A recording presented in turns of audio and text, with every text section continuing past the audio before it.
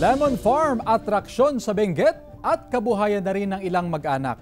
Tunghayan sa GMA Regional TV Presents.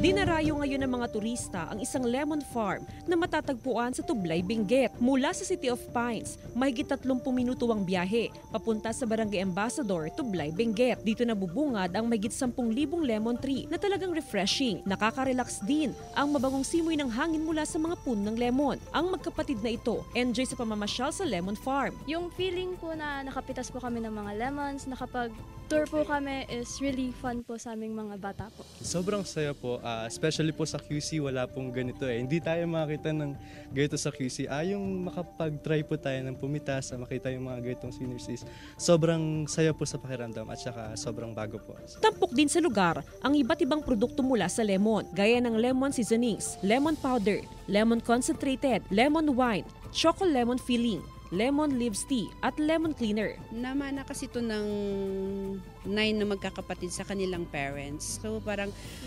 tinutuloy nila at saka dito rin namin kinukuha yung kinabubuhay namin.